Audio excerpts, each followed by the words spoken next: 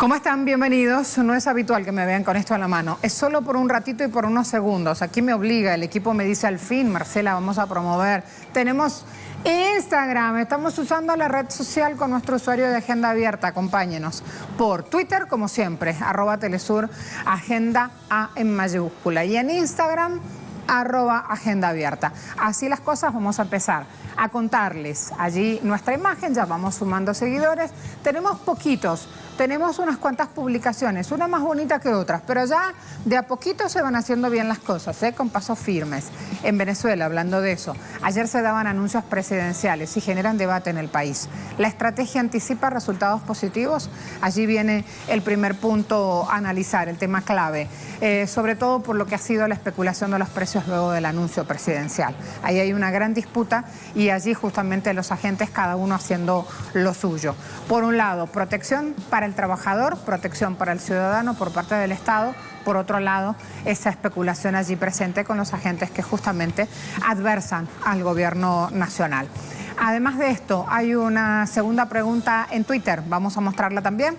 Vamos a ver cómo están las cosas en Guatemala. Hay organizaciones sociales bloqueando el tránsito en distintos puntos del país, mostrando su repudio a la administración del presidente Jimmy Morales. Preguntamos, ¿cómo sigue el guión? Nos activamos, hay 3 temas por desplegar hoy, todo va a ser más rápido y más dinámico de lo habitual, así que sigan atentos a participar.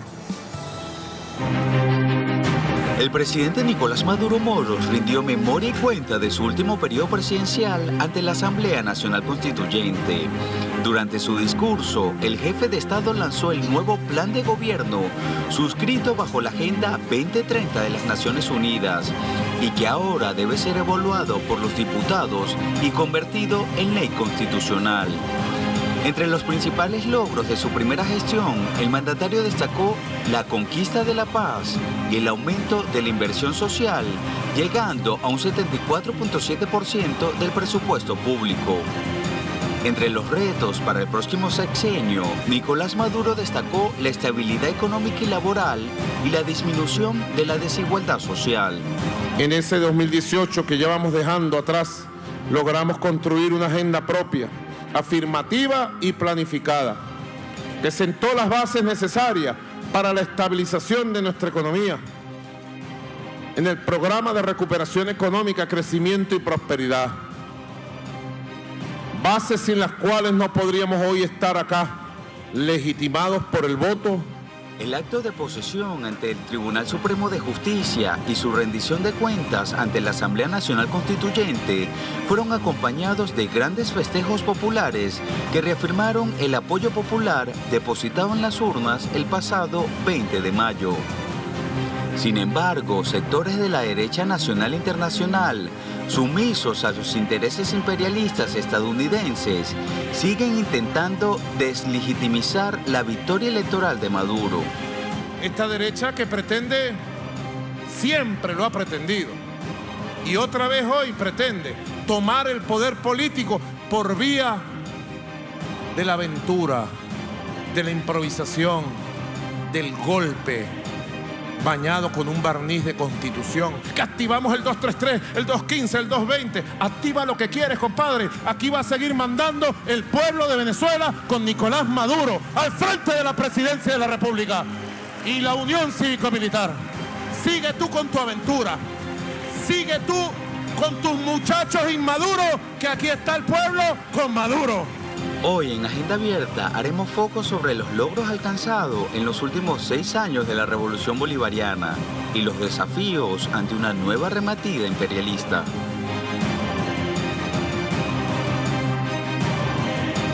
No hay más. A ver, 34 veces ha aumentado la inversión social en este país en estos 20 años, llegando a un 74,7% del presupuesto. Logros del Plan de la Patria 2013-2019 en Venezuela. 100% de pensiones en el país, disminución de la desigualdad social. Ayer el mandatario venezolano Nicolás Maduro, máxima autoridad de este país, presidente electo democráticamente en urnas, ha dicho, hay un índice Gini en 0,377. ¿Qué mide esto? Es un indicador de bienestar. 6 millones de familias beneficiadas por el sistema CLAP que es el sistema de entrega de productos alimenticios en el hogar. Son 114 millones de combos distribuidos solo el año pasado, en plena etapa de asfixia económica. 1.500% de aumento de construcción de viviendas. Hasta el momento, 2.500.000 viviendas entregadas por esta gran misión Vivienda Venezuela. ¿Se acuerdan que ayer hablamos de este punto? También nos referimos al aumento de matrículas en educación básica y en el sistema universitario, 7 y 5% respectivamente. Y también ayer dijimos, datos de la UNESCO, que además citaba el presidente Maduro en su alocución ayer. Citábamos estos datos: Venezuela es quinto país en el mundo, segundo en nuestra región en lo que se refiere a cantidad de inscriptos en la universidad. Hoy estamos en un día especial aquí, hablando del tema de educación. Me lo recordaba nuestro invitado, que también es docente, que también es rector de una universidad, que aunque sea un ratito, ahora en unos segundos vamos a hablar de esto, porque es la Simón Rodríguez, con todo lo que esto implica. Hoy es el Día del Docente, el Día del Maestro. A todos los que están viendo en casa la pantalla, porque se quedaron en casa con día libre, a conmemorar, a seguir investigando, a seguir buscando opciones, a seguir luchándola. Muchos maestros hoy de la educación pública no solo cumplen la función de administrar conocimiento educativo a sus alumnos, también conocimiento amoroso. Muchas veces se convierten en sostén afectivo, porque en momentos de crisis, en momentos donde las bases aflojan, a veces en el hogar, allí está presente el docente. Así que atentos a eso. Incremento, me voy, casi 400%, creación de establecimientos públicos de salud. Además, hay más de 26.000 comunas registradas. Y ayer el presidente Maduro avanzaba que se va a adelantar un poco más, que la idea es que van a tener también médicos más presencia en cada hogar. Y para eso vienen médicos destacados, como son los galenos cubanos. Nuevos anuncios económicos. Jornada de ayer, Plan de la Patria 2019-2025. Petro pasa a valer 36.000 bolívares soberanos. Por ende, como el salario mínimo aquí está anclado en medio petro, se fue a 18.000 bolívares soberanos. Todo esto ya esperábamos el anuncio oficial. Ayer incluso ya lo conocíamos. 23 empresas básicas y PDVSA venderán el 15% de su producción en petro. Se hace la entrega de las cajas CLAP. Se quiere llegar finalmente a esta meta que ya lo había hablado el presidente Maduro y ha dicho: sobre el camino vamos dando ritmo y sobre todo eficiencia en estas medidas. Esto ya era una indicación, hasta ahora no se ha cumplido como meta final y por eso la insistencia del mandatario. Llegar a entregar estas cajas con insumos alimenticios, productos higiénicos en algunos casos, pero no siempre, a un ritmo de 15 días. Además, más de 1.000 millones de euros se aprobaron para garantizar la siembra de 3.235.000 hectáreas y más de 250 millones de euros para planes de seguridad y defensa del país. También se busca convertir la misión Transporte en la gran misión Transporte Venezuela. No solo cambia el nombre, sino el lineamiento, la estrategia, las metas. Se buscan recuperar más de 2.000 unidades. Está consciente el Gobierno Nacional que esas unidades son necesarias para levantar y mover el transporte. Y con esto también, ha dicho el mandatario, algunas de esas unidades que se incorporen inclusive van a ser nuevas. Habló también ayer de reactivar la industria automotriz. 2.500 médicos cubanos están viniendo al país para reanimar el programa asistencial medicinal comunitario llamado Barrio Adentro. Luis Tavera hasta ahora ya está listo con nosotros. Vamos a ir rapidito, Luis, porque ya nos espera también nuestro invitado, a contar un poco más de lo que pasaba ayer y de las repercusiones en la calle. Sobre esto ya estamos en este día. ¿Cómo te va? Hola Marcela, buen día para ti, para la audiencia que sintoniza en las pantallas de Telesur. Ayer el presidente de Venezuela, Nicolás Maduro, comparecía ante la Asamblea Nacional Constituyente para presentar el Plan de la Patria 2019-2025 con rango constitucional y además aprovechaba para ofrecer su mensaje de memoria y cuenta, como tú muy bien ya lo detallabas, varios puntos que el mandatario aclaraba y una vez más ratificaba que Venezuela es uno de los países bandera en el sistema de protección social. También también las personas, muchas organizaciones políticas y sociales se concentraron en los alrededores de la Asamblea Nacional Constituyente para poder presenciar ese discurso en vivo, y nosotros conversábamos con los asistentes a la Plaza Bolívar de Caracas y ellos decían que se mantendrán en las calles para seguir apoyando y respaldando todo el sistema de protección social, y también ratificaban que el gobierno de Venezuela se preocupa por los más necesitados, y esto lo evidenciábamos en las cifras que daba el presidente Nicolás Maduro en materia de vivienda, de educación, también de cultura. El presidente hacía detalle de los logros que ha obtenido desde la Revolución Bolivariana este ámbito cultural acá en Venezuela. Hacía también un llamado importante para los venezolanos que presenciaban este discurso en vivo, que es la unión nacional y también dialogar con los sectores de la oposición. Él la calificaba como la oposición seria de este país, quería dialogar con la oposición seria de este país. Hacía un llamado también a lo que es la unión cívico-militar para poder seguir defendiendo lo que es la soberanía de Venezuela. Esto en el contexto de asedio internacional y también en los apuntes y desafíos que se plantea para su segundo periodo presidencial ante el bloqueo financiero. Marcela. Gracias, Luis. Me voy de inmediato con Enrique Ramos, analista político, constituyente, rector de la Universidad Simón Rodríguez, como les adelantaba. Vamos a saludar al profe y a darle un abrazo también. Felicidades, ¿cómo estás? ¿Cómo va todo? Es un honor poder acompañarte en Agenda Abierta. Estabas de día libre y te aprovechamos. A toda la audiencia en un día histórico. Ajá. Primero porque, bueno, como docente, como rector de una de las universidades más importantes de este país, que lleva ese nombre del gran maestro, don Simón Rodríguez, la Universidad Nacional Experimental Simón Rodríguez, que estoy seguro es la más grande del país. Estamos en todo el territorio nacional, 22 sedes de los 24 estados, o sea, cubrimos casi todo el territorio nacional, 17 extensiones. Pero bueno, es un día histórico porque vamos a hablar, tú decías, de la visita de nuestro presidente electo, el presidente democrático, obrero, Nicolás Maduro, en la visita a la Asamblea Nacional. Hay un dato aquí que es muy importante. Hablabas de la cantidad de sedes que tiene la casa de estudios en la cual trabajas, uno más, y hay algo importante. He mencionado recién la cantidad de matriculados universitarios que ha ido en aumento. ¿Se paga para estudiar en la Simón Rodríguez? La Simón Rodríguez es una universidad del Estado venezolano. En momentos de crisis, la Universidad Simón Rodríguez se ha masificado. La universidad en revolución ha crecido, ha atendido, ha abierto el compás o el radio de acción para poder atender a miles de jóvenes, hombres y mujeres que estudian en nuestros diferentes programas que oferta nuestra casa de estudio. Hoy estamos empeñados en este momento histórico, enmarcado, por supuesto, dentro del Plan 2030 que ayer nos exponía el presidente Nicolás Maduro, en repensar la universidad, una universidad más productiva, una universidad en afianzar un país próspero, un país donde la esencia académica, científica, universitaria sea el sustento, apalanque lo que es ese plan estratégico que nos exponía ayer el presidente Nicolás Maduro a todos los venezolanos desde la Asamblea Nacional Constituyente. Te pregunto si se paga porque es importante, porque vemos, es gratuito, porque vemos los costos en la región. Hay que ir a estudiar en la universidad en el Chile de Piñera para endeudarse hasta el cuello y finalmente después, cuando uno se gradúa, ir a trabajar unos cuantos años para poder pagar el crédito estudiantil.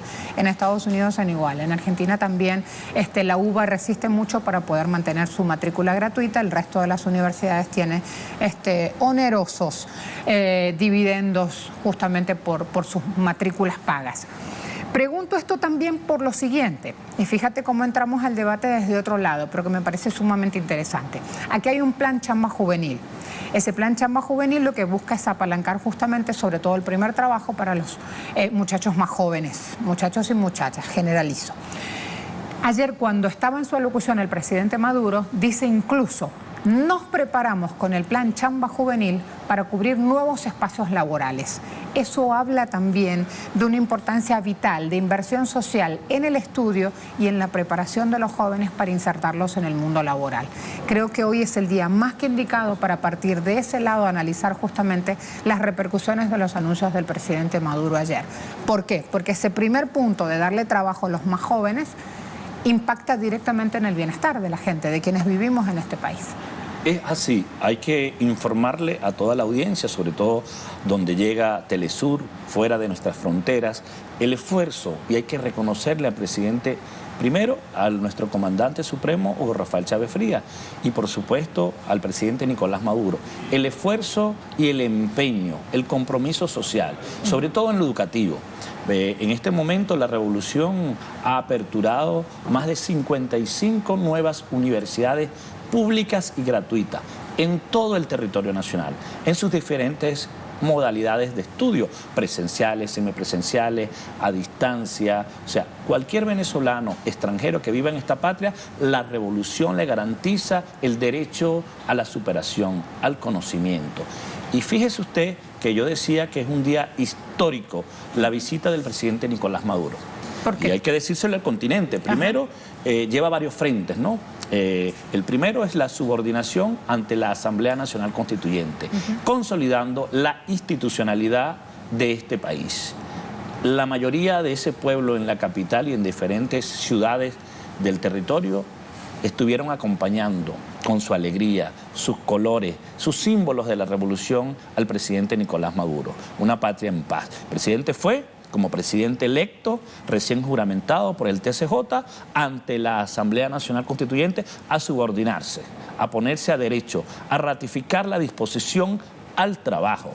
En segundo frente, queríamos analizar, por supuesto, el plan que desarrolló en el año 2008, la memoria y cuenta de la gestión que recién culmina y que sella un periodo de lo que fue el primer gobierno del presidente obrero Nicolás Maduro.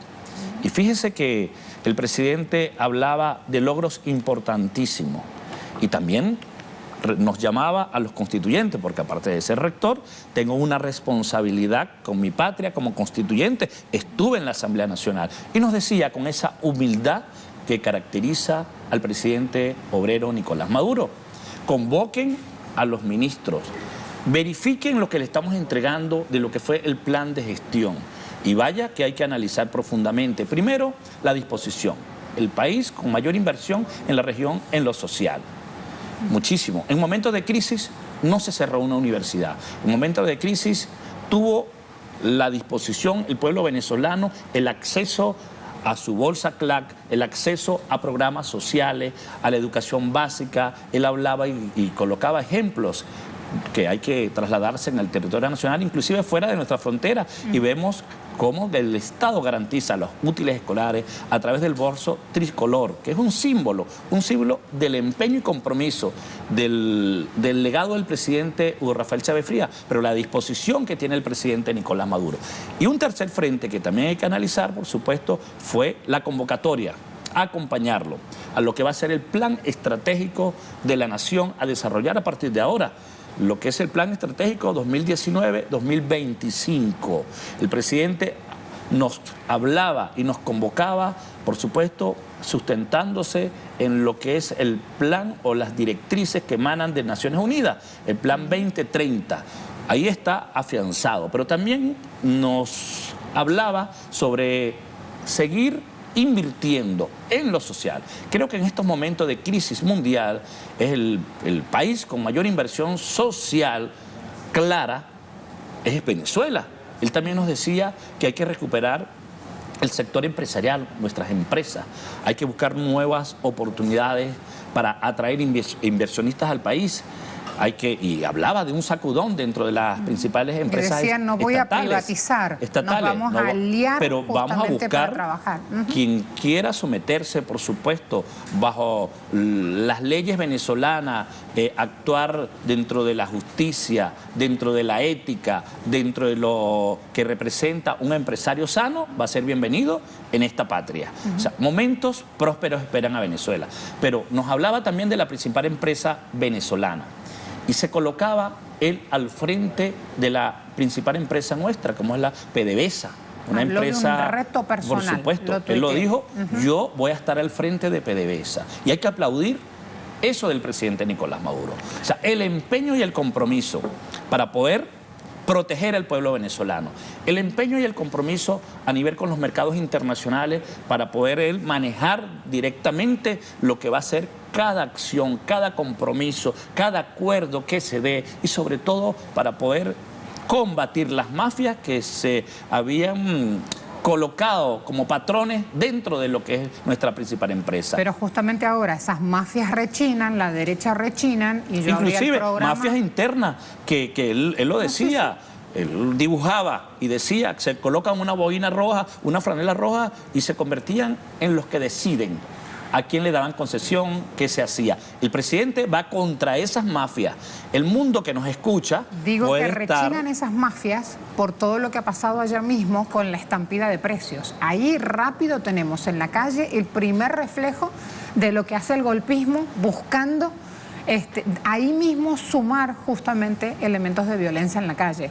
Porque ayer no había un hecho más violento que estar escuchando al presidente mientras los productos iban ascendiendo y un cartón de huevos aquí en Caracas llegaba a los 8.000 bolívares.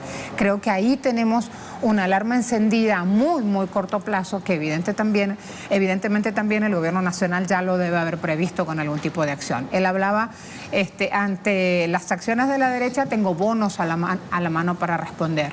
Creo que este tiempo que viene de efervescencia justamente también va a ser en lo económico así, efervescente. Veíamos ayer en la Asamblea Nacional Constituyente un presidente con una claridad. Fueron 4 horas donde el presidente expuso, donde nos convocaba, donde nos motivaba a acompañarlo en lo que va a ser el segundo plan estratégico dentro de su nuevo gobierno, ¿no? El presidente, y hay que reconocer, lo primero que hay que entender es que estamos en una guerra desmedida como nunca nadie. Hay hechos históricos en la República y el presidente se ha mantenido. Cuando analistas apostaban que si no estaba el presidente Nicolás Maduro, el presidente, su hijo, el presidente Chávez, el presidente Nicolás Maduro, no iba a durar en el gobierno. El presidente culminó exitosamente dentro de una guerra lo que fue la primera elección o el primer año electivo para el cual convocó democráticamente el pueblo, y vamos al arranque del segundo año electivo de gobierno en la patria de Bolívar. Pero vemos un presidente mucho más maduro, un presidente con una claridad, un presidente que ha identificado a los buenos hombres que lo acompañan, a la sabiduría de ese equipo que lo acompañan y sobre todo poder entenderse, comunicarse con ese pueblo que lo acompaña en cada acción, la conciencia del pueblo. Entonces hay que entender que estamos en una guerra desmedida como nunca antes. El presidente va a la Asamblea Nacional mientras hay laboratorios tratando de crear una guerra inducida en los precios. Pero el presidente también hablaba, y hay que resaltar, yo veo con muy buenos ojos, sobre todo el plan de inversión hacia la juventud. Fue un mensaje a los jóvenes, la mayoría de los jóvenes, que quizás a través de esta guerra desmedida se les llega con un mensaje de que en Venezuela el sueño se acabó y hay que ir a otro país a ser profesional de segunda, cuando el Estado invirtió una alta, yo diría, suma de dinero gratuito para garantizarte la educación. Bueno, se van y cruzan frontera a ser profesionales de segunda en otra patria. Ser extranjero no es fácil. Yo he estado fuera de mi país por razones laborales y bueno, he visto cómo se trata los extranjeros en cualquier patria, ¿no? El presidente está invirtiendo en la juventud. Habló primero de darle la oportunidad a los servicios básicos. La vivienda. Él decía que más de 1 millón, o no más de 1 millón, 1 millón de viviendas van destinadas a partir de hoy a los jóvenes, en todos los desarrollos habitacionales de la Gran Misión Vivienda, para los jóvenes. Hablaba de relanzar, de poder unificar varias misiones para poder garantizar, yo diría, el efectivo el desarrollo de la misión Chamba Juvenil, e inclusive hacía la convocatoria de la vuelta al campo. Esta es una patria donde tenemos un clima, yo diría, con la excelencia para el cultivo, para el trabajo, para el desarrollo en cualquier estado o provincia, como lo dicen afuera, de la patria, ¿no? Convocaba a los jóvenes y le destinaba más de 300.000 hectáreas de terreno, garantizándoles el crédito para el trabajo, con ese plan Vuelta a la Patria. Y sobre todo, hay que reconocer el empeño, porque sabe que hay una guerra desmedida, y el compromiso. En momentos de dificultades nos crecemos. El presidente, una vez más, ratifica el amor supremo con ese pueblo y le ha dicho: no basta una caja CLAC un mes o cada vez una caja al mes, sino que vamos a una nueva etapa y vamos a hacerlo progresivamente cada 15 días, como mínimo, decía él. O sea, hablaba también, como tú lo anunciabas, de los bonos. Vamos a seguir garantizando, mientras dure esta guerra, nosotros realmente potenciar nuestras misiones, erradicar lo que tiene que ver con el desempleo. Es uno de los premisas fundamentales que se plasman en este plan de desarrollo. Pero mientras nosotros logramos en ese momento de armar una nueva estructura productiva del país, por el caos que nos ha causado, yo diría, el sabotaje al cual nos tiene la contrarrevolución, nosotros vamos a garantizar los bonos, vamos a garantizar el trabajo a la tierra. Destinaba y le daba órdenes en directo en su visita en la Asamblea Nacional Constituyente al ministro de Agricultura, Castro Soteldo, y le hablaba de que tenía más de una cifra importante en euros para comenzar de inmediato. Ya estaban en las cuentas, hablaba el presidente, el trabajo a la tierra. O sea, lo tienes acreditado, decía él. Él decía que en las próximas horas debe estar visitando el estado Carabobo y Aragua, sobre todo Carabobo, que es la zona industrial, para recuperar lo que van a ser los parques automatriz. Se llenan de esperanza ese pueblo para acompañar a su presidente, y la claridad, con la conciencia en alto de que esta es la única vía de la inclusión. Un gobierno de derecha no va a pensar en la mayoría de los que menos tienen, sino que va a pensar en las élites, retomar la lógica que nos habían impuesto de que el gobierno se manejaba a través de las élites en este país. Ha pasado con el sueño del gigante Hugo Rafael Chávez Frías de que es al revés la cosa. La lógica se ha convertido en la posibilidad de que el presidente es pueblo. Presidente pueblo, solo en Venezuela. Fíjese que yo acabo de visitar, ya le decía que viví en otros países, y puedo reconocer, primero, el compromiso y la esperanza, la humildad de ese pueblo que ha batallado desde que llegó la revolución y ha confiado. Ese pueblo que hoy es Asamblea Nacional Constituyente, ese pueblo que hoy maneja importantes ministerios, ese pueblo que hoy es convocado para seguir estructurándose socialmente a nivel del nuevo Estado, como son las comunas, ese pueblo que está claro que debemos resguardar en estos momentos donde asume el presidente, y lo decía nuestro presidente obrero: ustedes me eligieron presidente, pero que hay una contrarrevolución inmadura. Y bueno, lo agarramos como eslogan. No queremos un presidente inmaduro, queremos el presidente Maduro. Y así lo dice el pueblo, y así lo decía el presidente Nicolás Maduro. Voy a Twitter. ¿La estrategia anticipa resultados positivos? Preguntábamos. A ver cómo vamos. Pónganme resultados allí, así lo podemos ir moviendo también. Mientras tanto, nos preparamos a despedir a nuestro invitado, Enrique Ramos, y vamos a ver entonces cómo sigue la cuestión. Acérquenme resultados, ahí los tengo. La estrategia anticipa resultados positivos. 38% sí, 45% no, 17% Petros Producción. Así es la disputa, también en las redes sociales. En Impacto Económico, a las 10 de la mañana hablamos de, específicamente, temas económicos y financieros, como el aumento del sueldo a 18.000 bolívares soberanos y el encaje legal.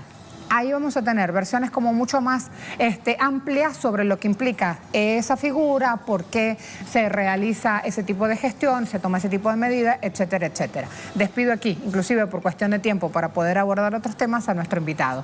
Pausa así de breve, ya volvemos. Gracias, profe.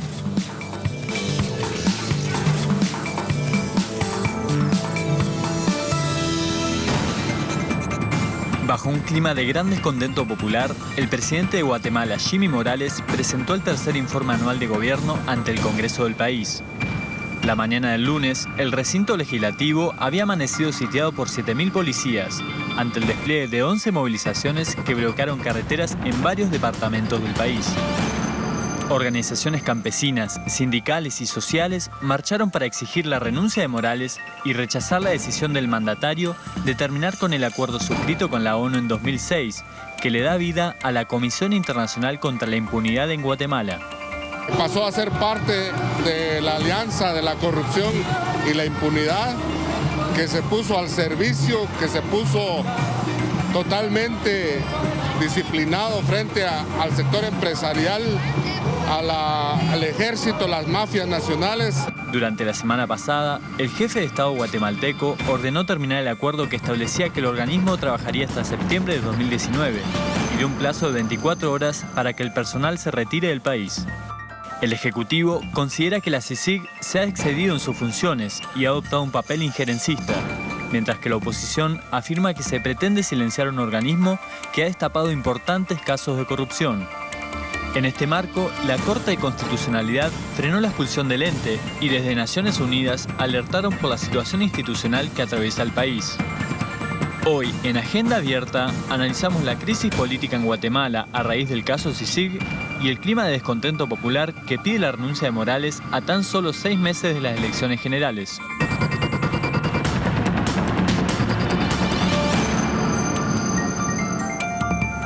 ¿Por qué CICIG sí, CICIG no? Veamos cómo surge este organismo. CICIG, ¿cuál fue su objetivo? Fue creada en el año 2006, un acuerdo entre ONU y Estado de Guatemala. Colaboraba con el Ministerio Público Fiscal para desarticular estos cuerpos ilegales y aparatos clandestinos conocidos por esa sigla. ¿Sí? Trabajaban en el ámbito de seguridad. Han investigado CICIG decenas de casos de corrupción. Su mandato terminaría en septiembre de 2019. Veamos la continuidad de cómo este tema, en qué momento, o de este tema, en qué momento surge el enfrentamiento entre el presidente del país y CICIG. ¿Qué ha pasado aquí? A ver, vamos a ver. CICIG llevó a juicio al hijo y al hermano del presidente en el año 2017 por fraude y por lavado de dinero. El presidente Morales, le falta presidente allí, muchachos, ojo con la investidura. El presidente Morales fue acusado de presunta financiación ilícita durante la campaña presidencial del 2015. El Congreso del país rechazó quitarle fueros para ser investigado. Además, el presidente Morales también eliminó investigadores que hacían parte del cuerpo policial de la CICIG, rechazó el reingreso al país del titular de esta comisión y negó la visa a funcionarios, no se la renovó. El 10 de enero pasado el gobierno se retira del acuerdo y le da 24 horas al personal de la CICIG para que se vaya del país. Cuando quieren reingresar, en principio se los niega. A esta hora vamos a ver cómo están las cosas y por qué justamente es importante en Guatemala seguir este punto.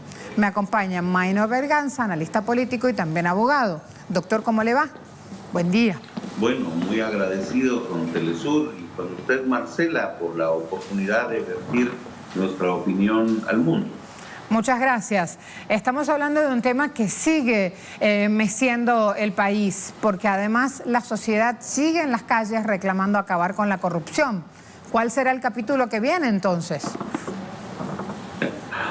Sí, bueno, vea, el capítulo que se está desarrollando es uno en el que la Corte de Constitucionalidad, como órgano supremo en materia constitucional, está conociendo de la decisión tomada por el presidente en el sentido de que le ha dado trámite a una acción de amparo y la resolución dictada por la Corte de Constitucionalidad tiene en suspenso la decisión del presidente de dar por terminado el cumplimiento de este acuerdo. Indudablemente, para evitar que hayan mayores consecuencias o graves consecuencias, el personal extranjero de CICIG ha salido del país a la espera de que efectivamente se resuelvan estos trámites en la Corte. Digamos, sería la situación judicial que enfrentan. El presidente de la República, a través de de sus facultades, ha dictado un acuerdo gubernativo en Consejo de Ministros que lo acompañan para tomar la decisión de dejar en suspenso la vigencia de este acuerdo de carácter internacional, cacareando, perdón por el término, el hecho de que el Estado de Guatemala, en uso del derecho que le da el artículo 60 de la Convención de Viena sobre tratados, alegando que ha habido una violación por parte de una de las partes, en este caso la presidencia de Guatemala señala la violación del acuerdo por parte de CICIG. En especial manifiesta el señor presidente que se ha comunicado con el secretario general de la ONU para hacerle saber las inconformidades que presenta el Estado de Guatemala, argumentando, por ejemplo, que se tiene un involucramiento en las cuestiones propias de la administración pública que no le corresponden a CICIG, porque no se trata de su función para desmantelar estos cuerpos ilegales y los aparatos clandestinos de seguridad. Cuando el gobierno hace esta argumentación, indica que ha pasado un tiempo suficiente sin que se pronuncie sin que se pronuncie la Organización de las Naciones Unidas frente a estas quejas del Estado, y en función de ello, decía yo, aplicando el artículo 60 de la Convención de Viena, ha decidido dejar sin efecto unilateralmente el convenio. Veremos, la población está en las calles.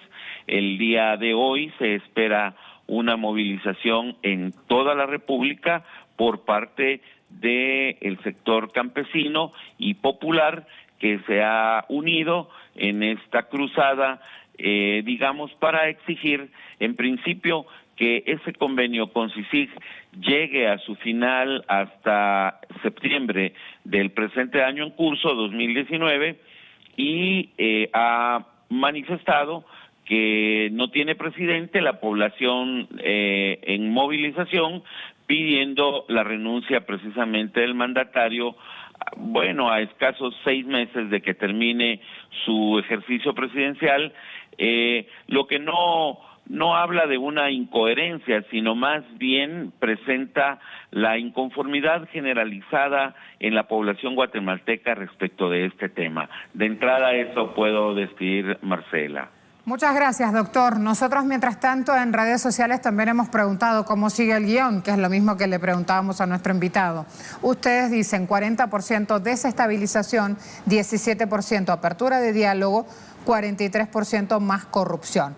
Me espera Luisito también, Luis de Jesús, hasta ahora con las económicas. Así que antes de ir a la pausa vamos a ir a ver si Luis está presto allí para actualizarnos también en ese punto y seguir los temas que tienen que ver con los temas del bolsillo. Luis, cuando quieras.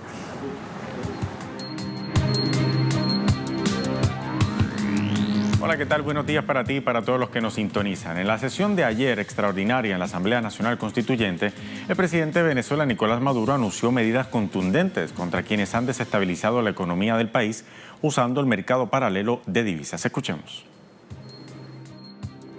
En los días previos al acto de juramentación del presidente Nicolás Maduro para su segundo mandato, el pueblo venezolano ha sido objeto de una nueva arremetida económica a través del denominado dólar criminal. ¿A qué reglas del mercado, a qué reglas de la economía ha respondido la última semana el cohete que le metieron al dólar criminal? Y tengo la respuesta: a ninguna. Frente a este escenario, durante la memoria y cuenta, el presidente de Venezuela adelantó medidas para combatir estas acciones desestabilizadoras contra la economía del país.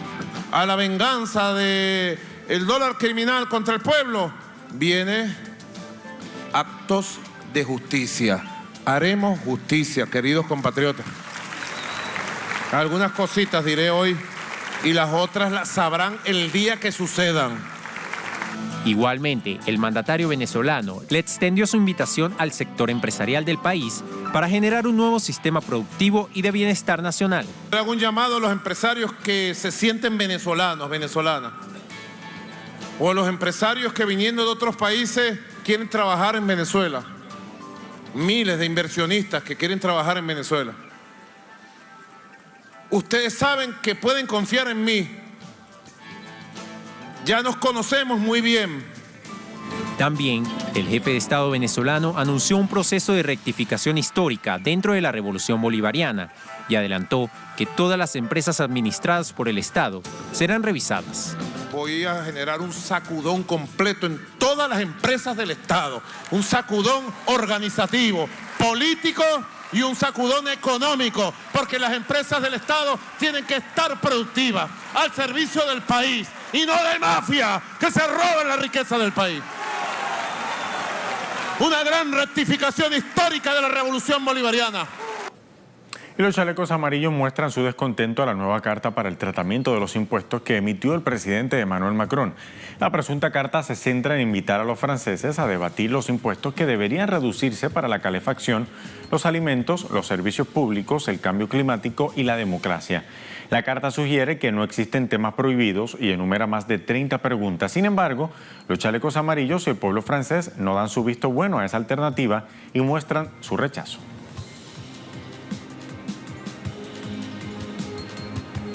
Y hasta aquí las informaciones económicas. Recuerde, estas y otras noticias las encontrará en nuestras ediciones de Impacto Económico, tanto matutino como estelar. Volvemos contigo. Gracias, Luis. Pausa rápida, volvemos.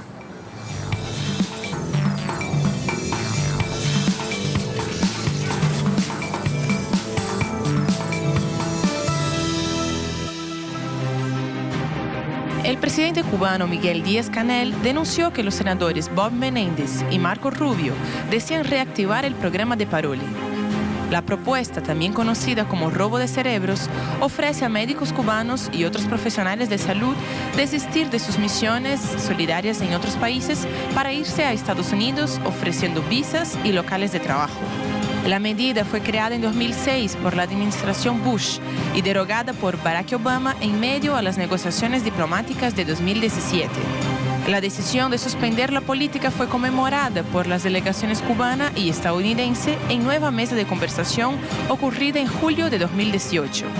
Después de 2 años de revista a la política de robo de cerebros, ¿qué representa esta nueva ofensiva estadounidense contra Cuba? El análisis a continuación.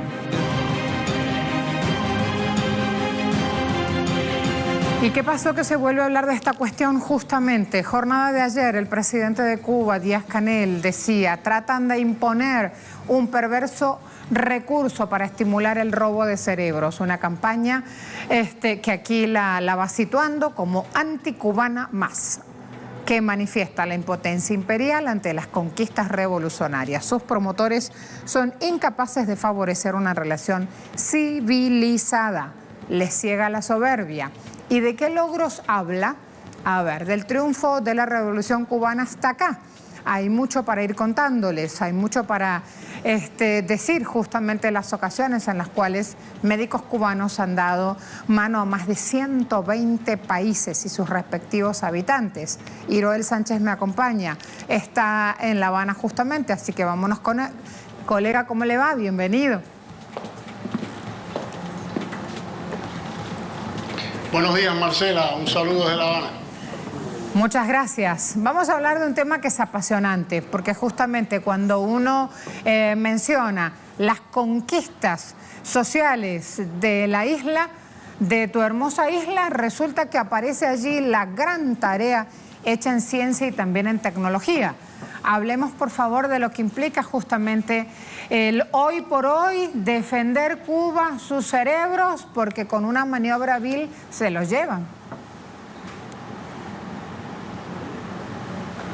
Sí, bueno, habría que empezar por decir que al inicio de la revolución, Estados Unidos se llevó la mitad de los médicos que había en Cuba, se llevó 3.000 médicos y se llevó también otros profesionales, ingenieros, En Cuba no había un desarrollo científico, por tanto no había muchos profesionales de la ciencia, pero una parte de los pocos que había también Estados Unidos trató de sustraérselos a la revolución con una obra educacional que es reconocida en el mundo entero.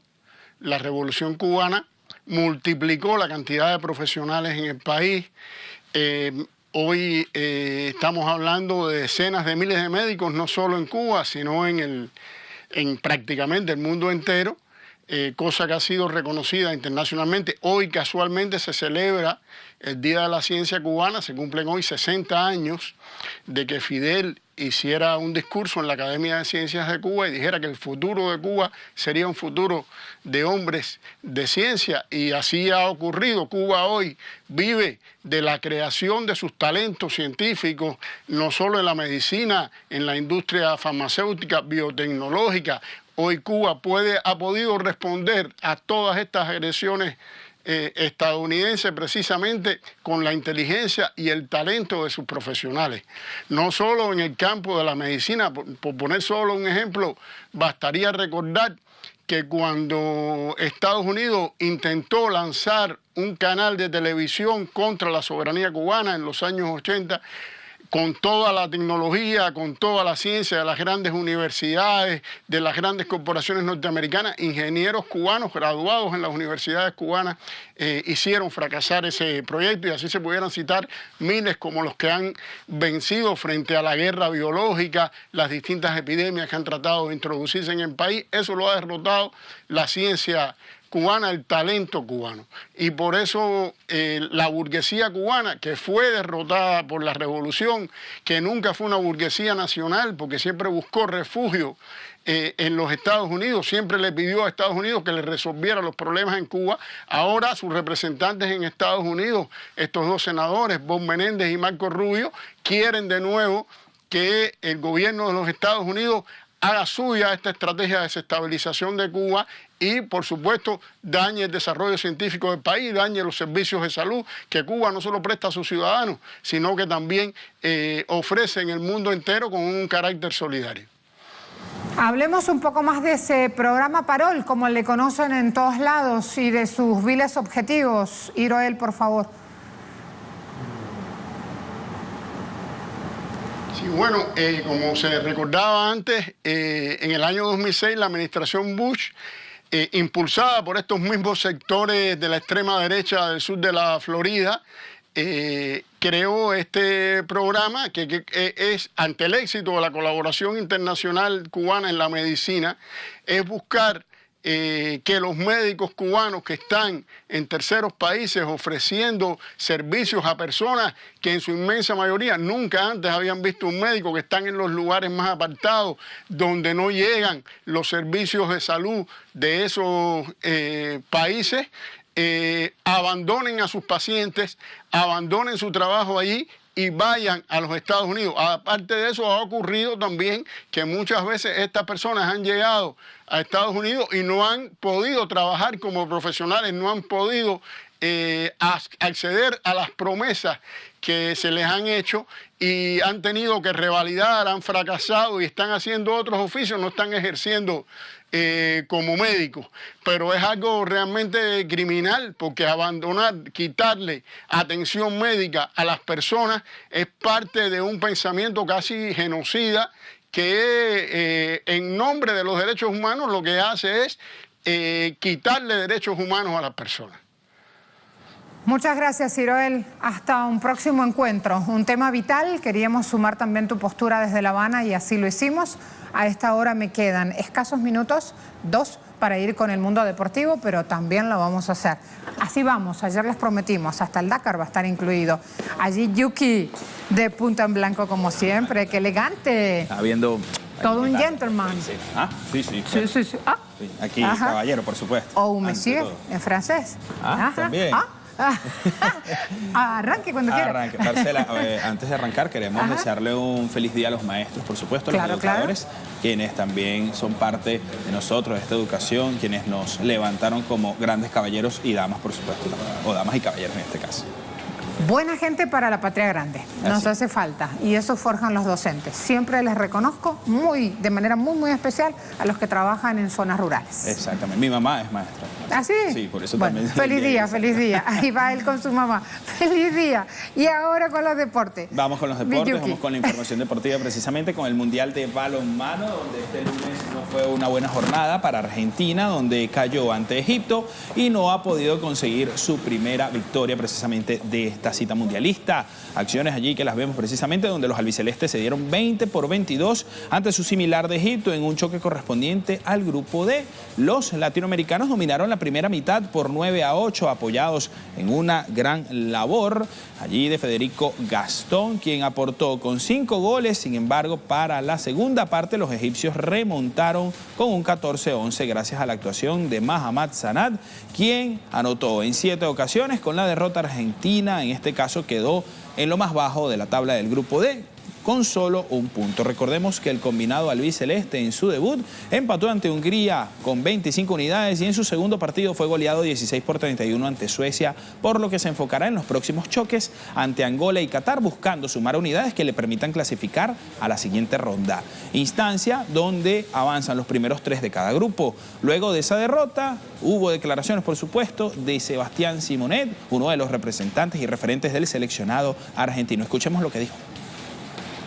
El resultado que con un partido más nos metía en la main round y bueno, no se nos dio, la verdad que muy tristes. No salió nada desde el principio del partido, se vio que venía todo enroscado, todo muy complicado, ¿no? Sí, sabíamos que iba a ser un partido áspero, no pudimos jugar como queríamos, pero creo que salvo algunos baches nos adaptamos al partido, que era lo que había que buscar. En ese momento cuando no salían las cosas, adaptarse al roce, a la suciedad, a intentar no perder pelotas y bueno, creo que hasta en los momentos más difíciles, cuando estamos 3-4 abajo, el equipo resurgió y bueno, estuvimos ahí cerca. No contábamos con esta derrota, entonces nos sacamos las cuentas perdiendo este partido, así que bueno, ahora cuando estemos más tranquilos sacaremos cuentas y veremos cómo se dan las cosas, a ver si tenemos todavía chances de ir a la main round, pero nuestro objetivo sigue siendo ganar los próximos 2 partidos. Seguimos con acción del deporte motor, con el Rally Dakar y la 7ª etapa que se disputó en San Juan de Marcona, en Perú, con distancia de más de 300 kilómetros. Una etapa que fue hecha como para recuperarse y donde los latinoamericanos mantienen la lucha por destacar en la clasificación. Les contamos que el chileno Pablo Quintanilla quedó 14º en esta 7ª etapa del Dakar en motos y envió 21 minutos al ganador de la etapa, el estadounidense Ricky Brabeck, en la cima de la clasificación general de este ride exigente, recuperando así la ventaja que había entregado al chileno el día de ayer. El estadounidense terminó 3º en San Juan de Marcona y en esta misma modalidad el argentino, en este caso Luciano Benavides, finalizó 5º. En la modalidad de cuatrimotos, el argentino Nicolás Cavigliaso mantiene el liderato en la clasificación, culminando primero en esta 7ª etapa. En esta especialidad, Argentina mantiene el dominio con los primeros 3 puestos que completan Jeremías González y Gustavo Gallego. En la modalidad de utilitarios todoterreno, los brasileños Reinaldo Varela y Gustavo quedaron segundos en esta etapa y son líderes en la general. Repasamos la clasificación en las distintas categorías. Motos lideradas por el estadounidense Ricky Brabeck. En los autos se mantiene el catarí Nasser Al-Attiyah al frente. En las cuatrimotos, el argentino Nicolás Cavigliaso allí comandando las 4 ruedas de las motos. Lo decíamos, el side by side o el UTV, Reinaldo Varela, el brasileño, quiere revalidar su título conquistado en el año 2018 y en los camiones Eduard Nikolaev logró entonces mantener el primer lugar de la clasificación.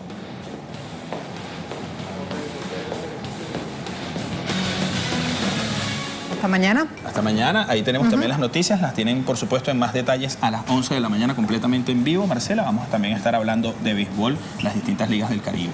¿Qué más les decimos? ¿Qué más les deseamos? Bueno, les deseamos el también... El cierre del programa es tuyo. Ah, sí, bueno, les deseamos, ya lo decíamos, el feliz día para todos los maestros, un feliz día para todos, por supuesto, los que nos observan a través de la señal informativa de América Latina, Marcela. Y detrás de la cámara tienes un viejo refunfuñón. Sí. como Rondón. Todo le rima con don, que además es un poquito barrigón, con mucho cariñón.